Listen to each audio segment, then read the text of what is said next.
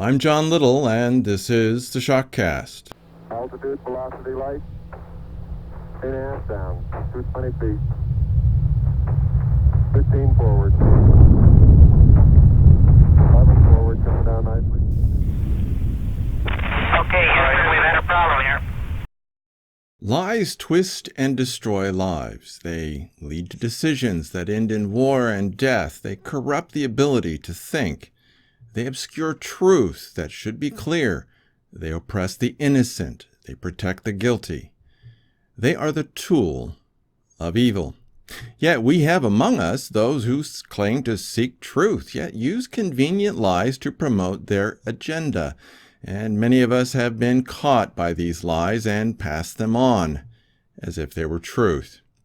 I have recently discovered that I am one of those who were caught, and if you believed what I said, you are too.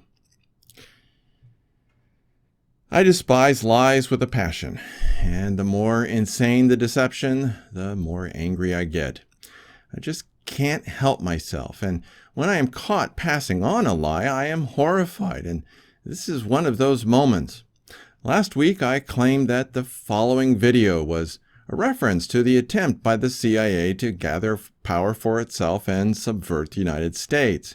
It was titled, "The Last Great President, John F. Kennedy, 1961, Speech on Tyranny," and you will often see this video referred to as JFK's Secret Society speech.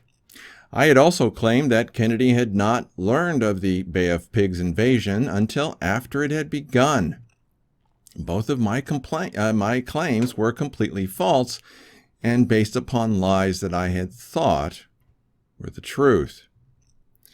Kennedy was fully informed of this operation, even though he had been in office for only 3 months and had been involved in setting the limitations to how this invasion would be conducted.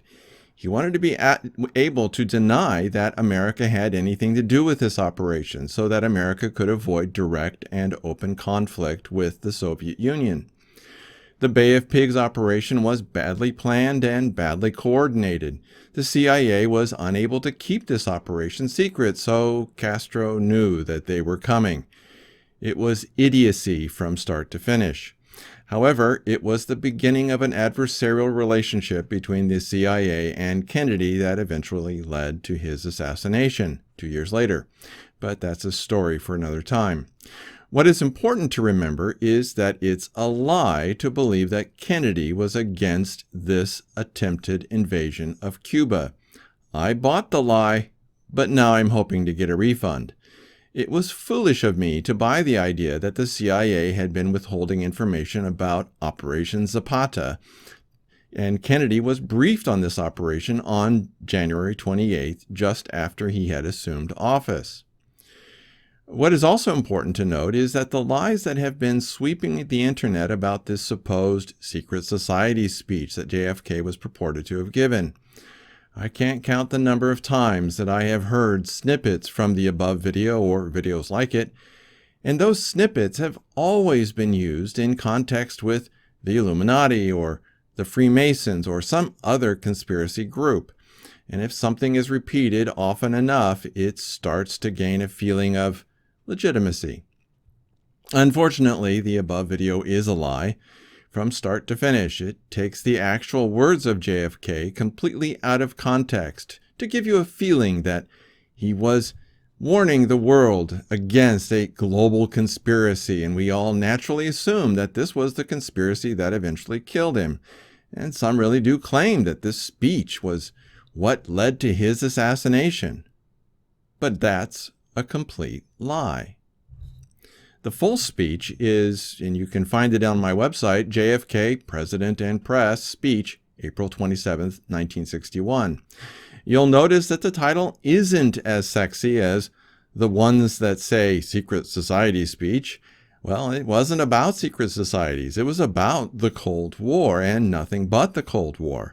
It had nothing to do with the Illuminati, the CIA, the Freemasons, or any other secret society other than covert attempts by the Soviet Union to defeat the United States of America. Those that wish to convince you otherwise are either liars or dupes. No matter how good the intentions are, a lie is still a lie. And far too many conspiracy theorists have not asked themselves whether their claims are based upon lies and speculations. And over the years, I have been hearing far too many foolish speculations being peddled as fact. And it needs to stop. One of the ways to stop this foolishness is to admit when you get something wrong, and I'm doing that now. The other thing is to call out the liars and the fools and point out their lies and foolishness. And you've seen me do lots of that over the years too. Everyone, it is time that we invested ourselves in honesty and integrity. It is time that we made sure that we are saying and preaching, well, what is actually the truth. And I don't see very much of that when I look around at those who claim to be watchmen. On the contrary, I see dirty dealing, deception, and false teaching. And it's instructive to see the reactions of such people when you expose them for what they are. Via the hand of Solomon, God gives us this admonition, quote, "Buy the truth and sell it not, also wisdom and instruction and understanding," close quote, Proverbs 23:23.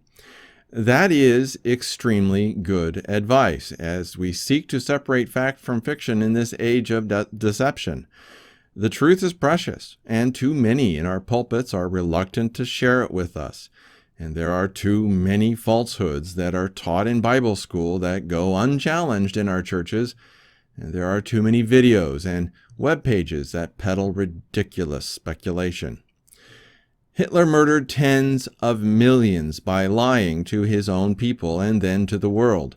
Lenin, Stalin, Mao, and a host of other liars did the same. Lies kill. Deception is the way of death. It is time to invest ourselves in truth and nothing but the truth. So help us God. Hey, you like that video, right? Great. Click like and subscribe and hit that bell to get notified. Then go to the next level. Subscribe to the Shock Letter at theshockletter.com and follow me on Twitter and Facebook. Now, read my book, Ezekiel's Fire, at ezekielsfire.com. Why? Because Ezekiel's Fire is coming.